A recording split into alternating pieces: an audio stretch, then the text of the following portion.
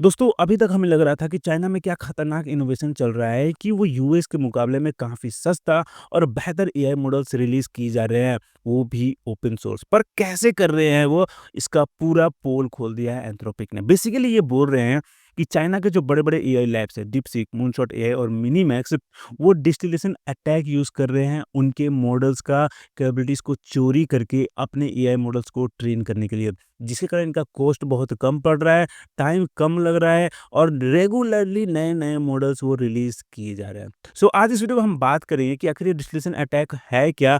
और एंथ्रोपिक ने ये पूरा एक डिटेल आर्टिकल पब्लिश किया हुआ है, जिसके बारे में हम बात करने वाले हैं। सो वीडियो एंड तक देखना और कुछ नया सीखने को मिले तो hit the like button and subscribe for more such AI updates. फिलहाल चलो शुरू करते हैं। सबसे पहले तो एंथ्रोपिक इसमें अकेला नहीं है। ओपेनएआई ने भी रिसेंटली क्लेम किया था कि डीपसीक यूएस मॉडल्स को डिस्टिल करके अपना R1 चैटबॉट को ट्रेन कर रहा है, उसको और बेहतर बना रहा है।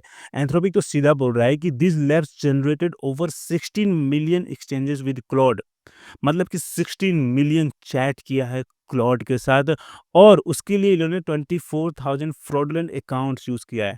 फ्रॉड अकाउंट्स क्यों? क्योंकि एंथ्रोपिक अपने मॉडल्स को चाइना में प्रोवाइड नहीं करता है। ना ही चाइनीज़ यूज़र्स, ना ही चाइनीज़ बिज़नेसेस क्लॉड मॉडल्स को यूज़ कर सकते हैं और इसलिए ये कंपनीज़ ने फेक अकाउंट बनाए हैं अलग-अलग कंट्रीज़ में और फिर वहाँ से जो आउटपुट आता है उससे अपने मॉडल्स को ट्रेन कर रहे हैं और इसके लिए ये लैब्स यूज़ कर रहे हैं डिस्टिलेशन टेक्निक, जो कि ओपेनएआई भी बोल रहा है कि ये बहुत ही सोफिस्टिकेटेड डिस्टिलेशन टेक्निक यूज़ कर रहे हैं to extract output from leading US AI models.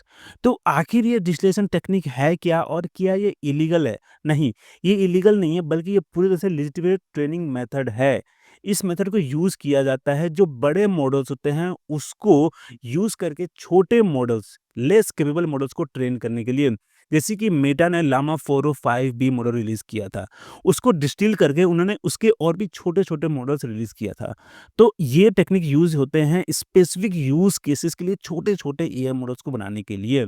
पर यहाँ पे कंपैरेटर्स यूज़ कर रहे हैं एक्वायर करने के लिए powerful capabilities of these models, वो भी बहुत कम टाइम में। सोचो कि जो चीज़ बिल्ड करने में क्लॉड ने, ओपेनएआई ने कितने ही टाइम लगाए होंगे, कितने ही पैसे खर्च किए होंगे, कितने ही रिसोर्सेज़ खर्च किए होंगे, वो चीज़ ये कंपैरेटर्स, ये चाइनीज़ लैब्स ईज़िली चोरी कर सकते हैं यूजिंग दिस टेक्निक। सो आखिर ये डिस्टिलेशन टेक्निक होता क्या है और ये काम कैसे करता है? आप इस इमेज से समझो।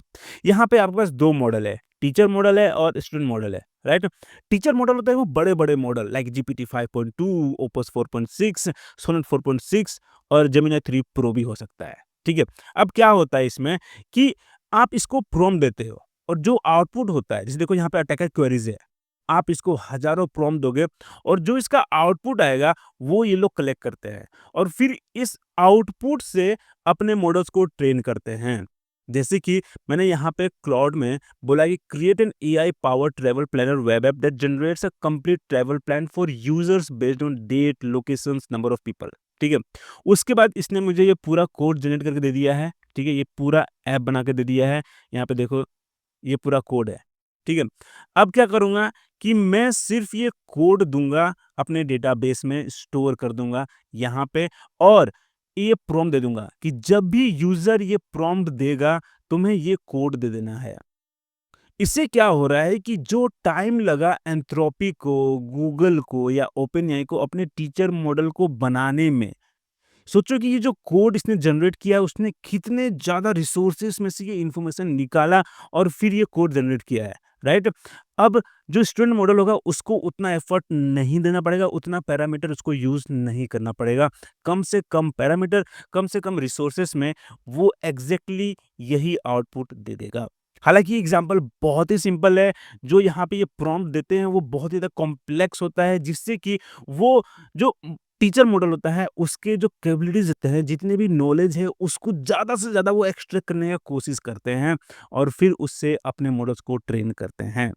अब स्टूडेंट मॉडल बनाते हो तब तो ठीक है कि छोटे-छोटे मॉडल्स बना रहे हो, पर यहाँ पे तो चाइनीज़ लैब्स जो है, वो बराबर के एआई मॉडल्स बना रहे हैं। किमी के 2.5 है, फिर डीपसीक ने अभी कोई रिसेंटली कोई मॉडल रिलीज़ नहीं किया है, पर मिनीमैक्स का भी आ गया है, अलग-अलग मॉडल्स, एडवांस मॉडल्स आ रहे हैं।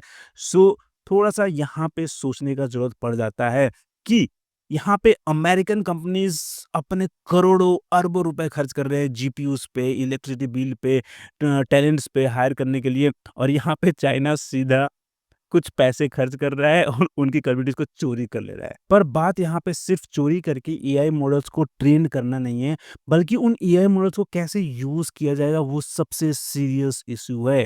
देखो, यहाँ पे ये बोल रहे हैं कि illicitly distilled models lack necessary safeguards. आप देखो कि यूएस कंपनीज़ है या जो भी एंथ्रोपिक है या ओपन एआई जो मॉडल्स रिलीज़ करता है, उनमें काफ़ी ज़्यादा सेफगार्ड होता है ताकि यूज़र्स उसको गलत यूज़ केस के लिए ना इस्तेमाल कर लें, जैसे कि बायो वेपन्स बनाने के लिए या साइबर अटैक करने के लिए। पर जब आप डिस्टिल करके ये मॉडल्स बनाते हो, तो उसमें ये सेफगार्ड नहीं होता है।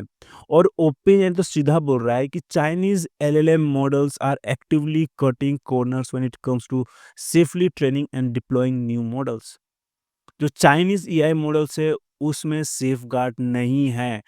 सो लोग उसको गलत चीज़ों के लिए यूज़ कर सकते हैं। साथ ही यहाँ पे ये भी खतरा है कि चाइनीज़ जो गवर्नमेंट है, वो इन मॉडल्स को यूज़ कर सकता है मिलिट्री के लिए, इंटेलिजेंस के लिए, सर्विलेंस सिस्टम के लिए। और तो और जब ये डिस्टिल्ड मॉडल ओपन सोर्स होता है, तो वो रिस्क और भी ज़्यादा बढ़ जाता है, क्योंकि तब ये मॉडल कोई भी यूज़ कर सकता है, उसके ऊपर किसी की नज़र नहीं होगी। अब ये रिपोर्ट कितना सही है या कितना गलत है, उसके बारे में तो मैं नहीं बता सकता हूँ, और लोग इस पे मज़ाक भी बहुत उड़ा रहे हैं कि भाई एंथ्रोपिक ने और ओपेनएआई ने खुद कितना डेटा चोरी किया है, लोगों का जो कॉपीराइट वर्क होता है उसके ऊपर अपने मॉडल्स को ट्रेन किया है, और आज वो खुद ही शिकायत कर रहे हैं कि चाइना हमारे मॉडल्स का कैपेबिलिटीज़ चोरी कर रहा है।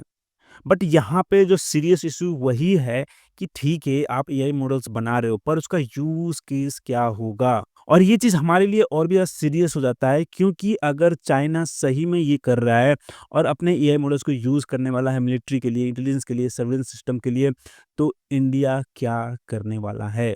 क्या इंडिया भी यही तरीका अपनाएगा, या अपना जो सोवरेन एआई मॉडल्स का जो मूवमेंट चल रहा है, सर्वम एआई और कृत्रिम एआई, ये जो मॉडल्स आ रहे हैं, वो इतने कैपेबल हो पाएँगे कि हमारे मिलिट्री को, हमारे गवर्नमेंट को वो हेल्प कर पाएँगे?